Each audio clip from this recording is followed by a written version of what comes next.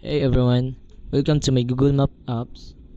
Then here's my code, as you can see. And I'll first run it my app. And when it launches, as you can see, there is asking permission, and I'll explain that to you later because we will be answering some question later on. So for now, we will accept the permission so that we can now proceed. Permission granted. Then so for now, as you can see, it starts by showing Manila as the default location. So you immediately see the city center. Then you can search for places like example Agna, Bohol, Agna, Bohol.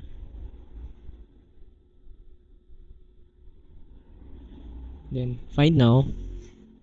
So you can see the app will calculate the latitude, longitude, and distance from your location.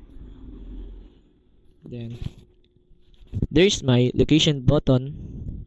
So when you tap it, it zooms right to where you are. Plus, you can easily zoom in the plus sign and zoom out the minus sign to explore Manila or any other location on the map.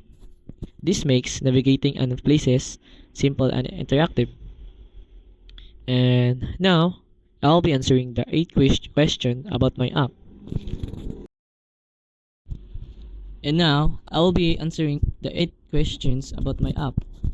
First is, what is the difference between Access Find location and Access Course location?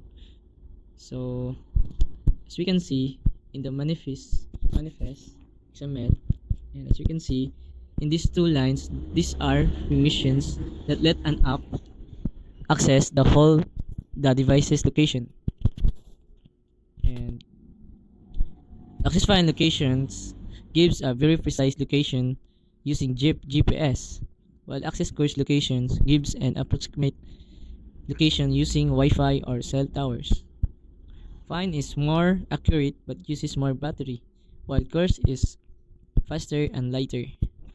So next question is, why do we need to request permissions at runtime?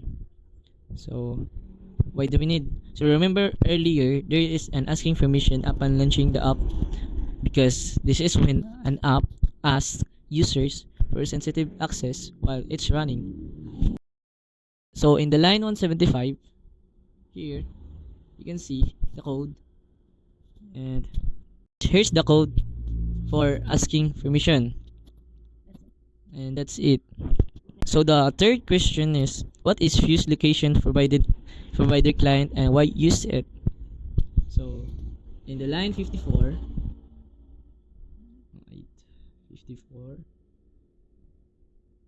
here, as you can see, we have fuse location provider client, which is a Google service that provides the device locations, and it combines GPS, Wi-Fi, and sensors to give accurate location efficiently. Using it saves battery and makes locations tracking much easier compared to managing multiple sources manually. And now is fourth question. How do you add a marker on a Google Maps? So in the line 100, here, as you can see, is my code. Then common features in Google Map is adding marker. A marker is a pin that shows a specific location on the map. You create a lat lang for the coordinates and add it with add marker.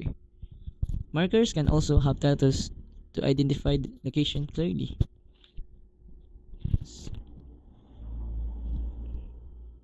So question number 5, what is lat lang and what does it represent?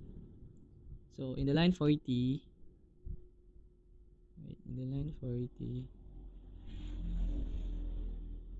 here, and speaking lat lang, It is a class that stores a pair of latitude and longitude coordinates. It represents a point on the map which you can use to place markers or move the camera. Essentially, every location on the map is defined using lat long.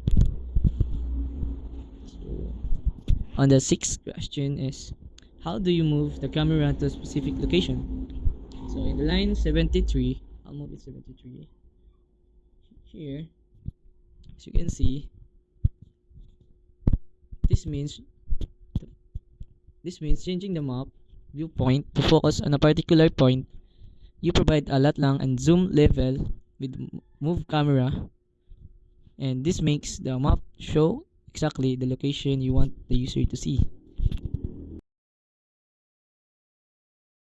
Next question, seventh question is, what happens if location permission is denied? So in the line 191,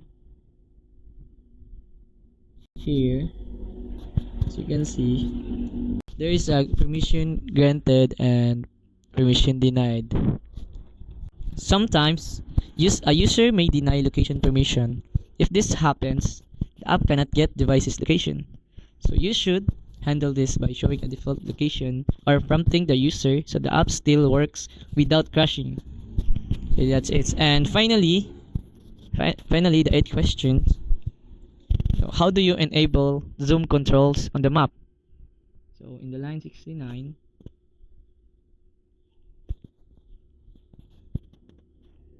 here, as you can see, its zooms controls are button on the map that lets users zoom in or out. You enable them with M map, yet UI settings and set zoom controls enabled too, which makes navigation is easier, especially on small screen or precise map interaction.